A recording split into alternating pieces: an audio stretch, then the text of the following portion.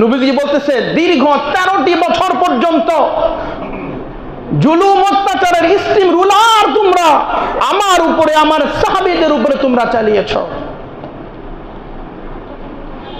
তোমরা কি জানো এখন মক্কা বিজয় হয়েছে, তোমাদের সাথে আমার আচরণ কি হবে? মক্কার কাফের মুশরিক পত্তলিকদের কলিজার পানি শুকিয়ে গেছে, তারা ভীত সন্তুষ্ট হয়ে গেছে। আজকে না জানি আল্লাহ রাসূলের জবান দ্বারা কোন ফয়সালা জারি হয়ে যায়, কি অবস্থা হবে।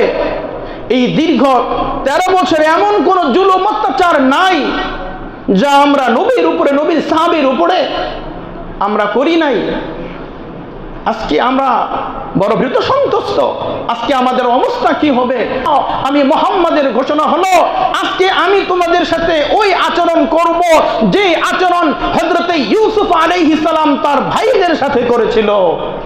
ও মক্কার কাফের মুশরিকরা, ও মক্কার পত্তলিকরা, শোনো, আমি মুহাম্মাদের ঘোষণা হলো, আমরা তোমাদের কাছে কোনো মুক্তিপণ চাই না, তোমাদের কাছে কোনো বদলা নিতে চাই না, কোনো প্রতিশোধ নিতে চাই না, তোমাদেরকে আজকে রক্তে রঞ্জিত করতে চাই না, রক্তে রক্তাক্ত করতে চাই না। আমি মুহাম্মাদের ঘোষণা হলো, সব কিছুকে পায়ের পদতলে দিয়ে আমি তোমাদেরকে ক্ষমার ঘোষণা করে দিলাম।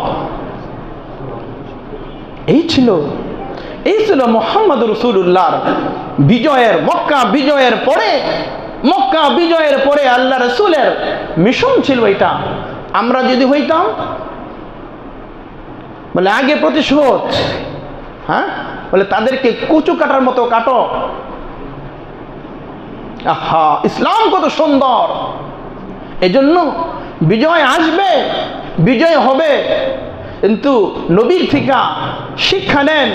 নবী কি করেছেন, নবীর সিফাত কেমন ছিল, নবীর গুণ কেমন ছিল, নবীর আখলাক কেমন ছিল।